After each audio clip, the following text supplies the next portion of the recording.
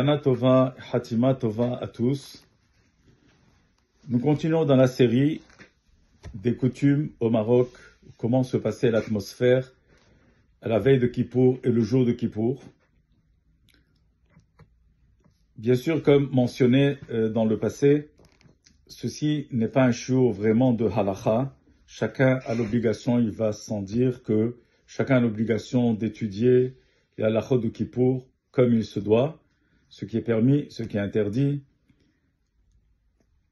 Je viens juste par cela, agrémenter avec certaines coutumes qui étaient répandues et, comme j'ai dit, l'atmosphère qui régnait.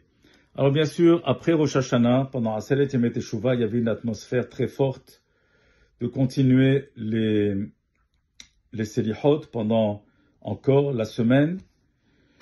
Et le Motzei Shabbat, qui entre Aselet Yemei Teshuvah, c'était de passer toute la nuit réveillé, de lire, faire tous les tikkunim, et ensuite commencer à faire, après Hatzot, commencer Teilim, et à l'aube, avant l'aube, faire les Selihot.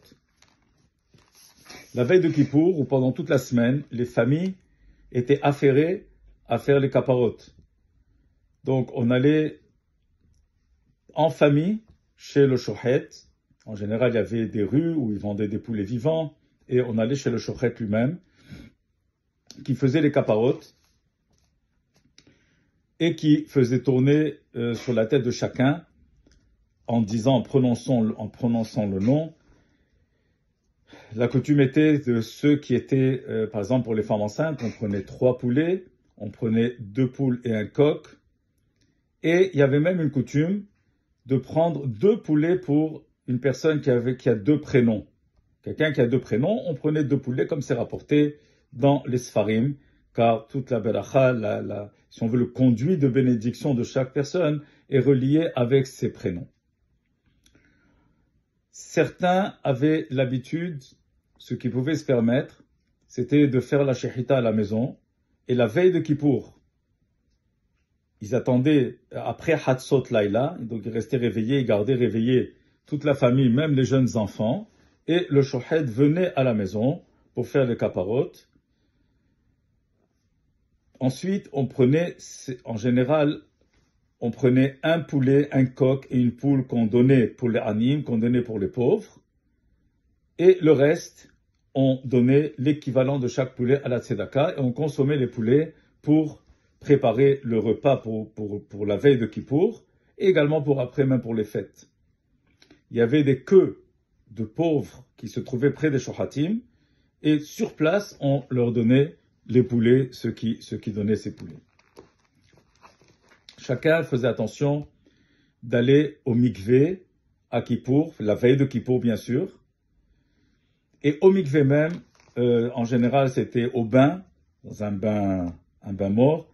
Et il y avait donc le mikvé là-bas même à l'intérieur. Et il y avait quelqu'un à l'extérieur du mikvé qui faisait les malkout, qui donnait les coups sur le dos avec une ceinture en cuir qui était préparée spécialement pour ça. Et la personne faisait en même temps le vidouille. Alors celui qui donnait les coups disait Vehu, Rahom, Yechaper, Avon, Velo, Yashhit, il disait tout le verset, et la personne en même temps faisait le vidouille. En général, c'était un Talmid Hacham à qui on donnait une tzedaka comme ça sur place, et après le vidouille, il faisait un Misheberach, il bénissait la personne. Tout le monde faisait Minha Gedola, c'est vraiment l'un des deux. Généralement, c'était la veille de Rosh Hashanah. Je reviens au kaparot. Si quelqu'un n'était pas présent de la famille, alors on faisait quand même une kapara en son nom pour pouvoir faire la mitzvah des kaparot.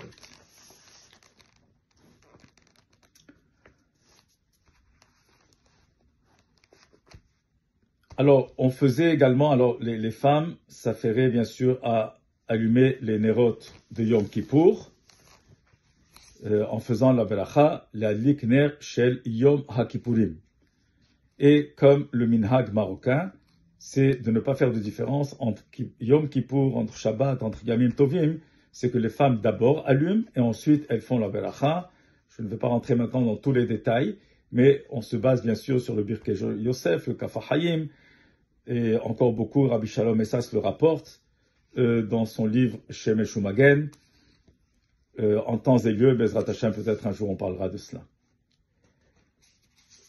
Tout le monde n'avait pas l'habitude de porter du blanc à Kippour. C'était vraiment des particuliers, des personnes particulières qui portaient du blanc à Kippour. La majorité s'habillait normalement, bien sûr, très bien habillée en l'honneur de Kippour. Et tout le monde essayait, bien sûr, de ne pas porter des chaussures en cuir. On comprend que c'est l'une des interdictions, mais pas tout le monde ne faisait attention à cela. Bien sûr, ceux qui étaient Yarei Shamayim faisaient attention. Si, par exemple, quelqu'un venait à la synagogue avec des chaussures en cuir, qu'on le faisait monter au Sefer Torah, alors on le faisait enlever les chaussures avant de monter à la Torah. La prière de Kippour commençait avec le Lecha Eli, qui était lu vraiment d'une manière très, très, très solennelle. Le Hazan ou le Rav disait avec des larmes, avec des pleurs. Avant cela, on porte le talit. Et si c'était avant la shkia, avant le coucher du soleil, on fait la belacha, l'itate betiti. Si c'est après la shkia, alors on portait le talit sans faire la belacha. En général, tout le monde essayait d'arriver tôt à la synagogue pour pouvoir s'assurer de faire la belacha en temps et lieu. Lorsque Kippour tombe un Shabbat, alors on commence la prière régulièrement. Du soir, Lecha Eli, Shema Akoli. Ensuite, on vend la ptiha du Kal Nidre. Ensuite, on fait tout le seder du Kal Nidre. Une fois qu'on aura fini, qu'on aura dit, on aura rentré les Sifrei Torah, en passant, la coutume la plus répandue, c'était de sortir 3 Sifrei Torah. On vendait la ptiha taïchal, 3 Sifrei Torah, et chaque personne qui disait le Kal Nidre prenait le Sefer Torah pour dire le Kal Nidre. Ensuite, si ça tombe Shabbat, après avoir dit Mizmor et David Avou Hashem Ben Elim, une fois qu'on a rentré les Sifrei Torah et qu'on ferme le Echal, là on dit Mizmor Shir Yom HaShabbat, pas comme c'est rapporté dans beaucoup de Marzorim, qu'on commence Mizmor Shir Yom HaShabbat avant même le Lecha Eli. Donc on le fait juste avant de dire Vehu Rahum et de dire Barechum. On n'avait pas vraiment la coutume d'avoir 3 somrim, c'est-à-dire d'avoir 3 rabbanim ou hazanim ou 3 personnes Yarei Shamayim à la Teba. Mais le hazan était tout seul à la Teba, et quand il avait besoin d'aide, quand ça arrivait le temps de Selichot ou autre chose pour partager, donc il appelait une personne à côté et il lui donnait à lire, et là il se relayait. La coutume la plus répandue, c'était de lire pendant tous les Yamim Noraim, nommer une personne pour lire toutes les Hamidot à voix haute, afin que, pour faciliter aux personnes qui ont des difficultés à lire, qui ne sont pas trop habituées à lire, qu'elles puissent suivre toutes les Hamidot. Une fois qu'on a terminé Arvit, on termine avec Igdal. Bien sûr, il y a tous les Selichot, on termine avec Igdal.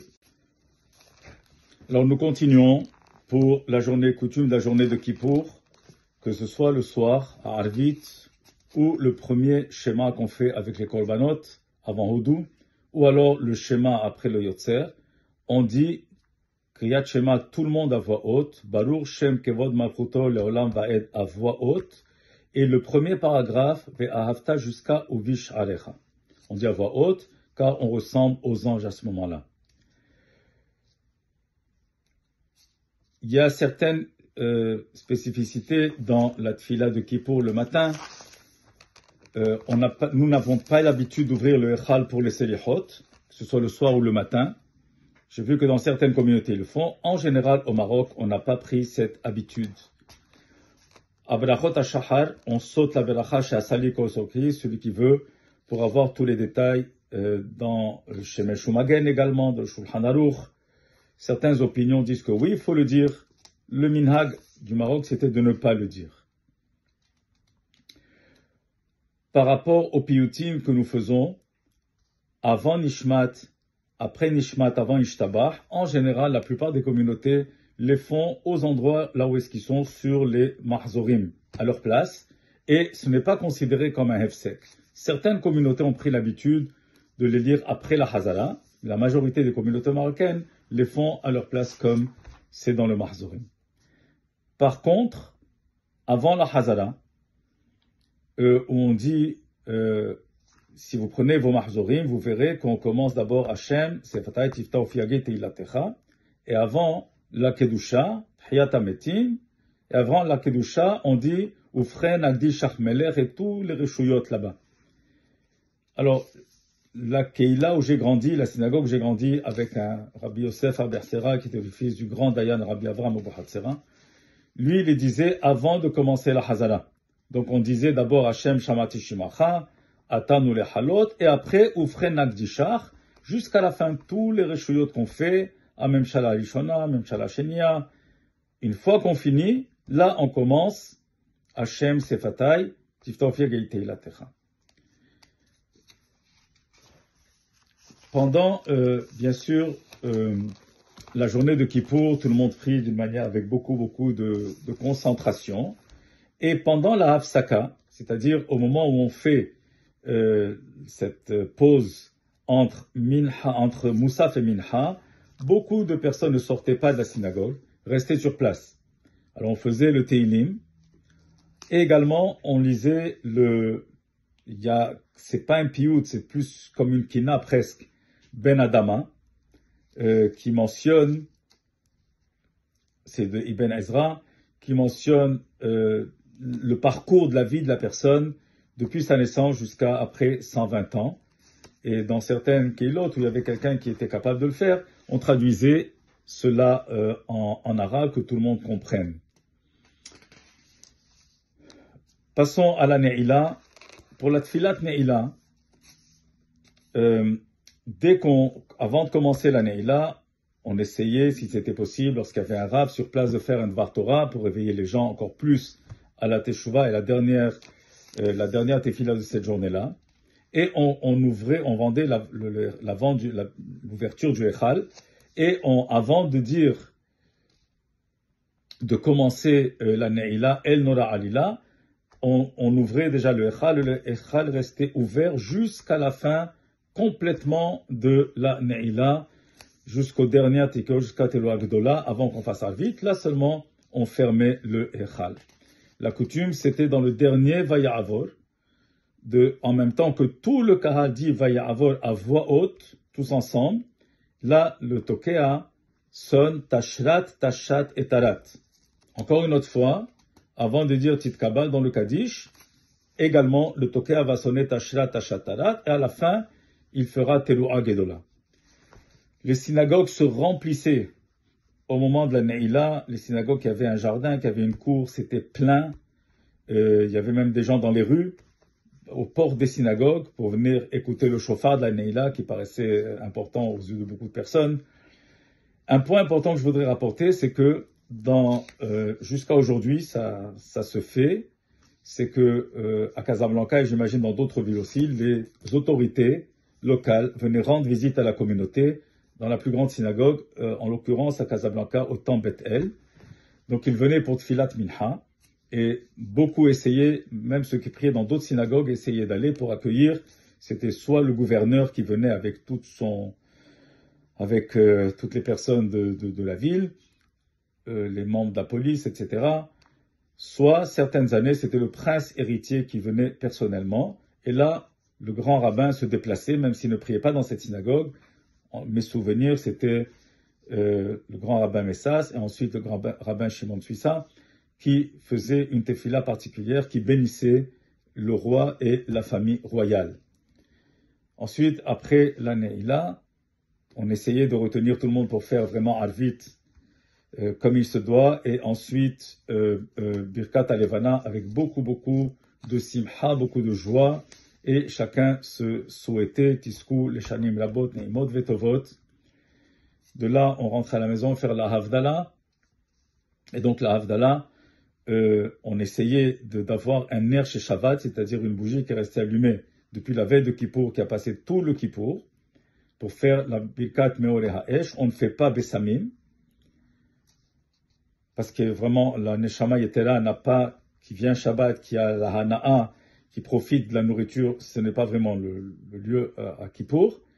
Et donc, on ne fait pas Bessamim, mais on fait tout le reste de la Havdalah. Et si par hasard, on n'a pas un ner chez Shabbat, on n'a pas une bougie qui est restée, une veilleuse qui est restée tout le Yom Kippour allumée, on faisait quand même la balacha de Meoreh Ha'esh, et tout de suite après, les gens s'affairaient tout de suite le même soir à commencer à construire la soukha pour enchaîner une mitzvah à l'autre, la lechet mehail el hail.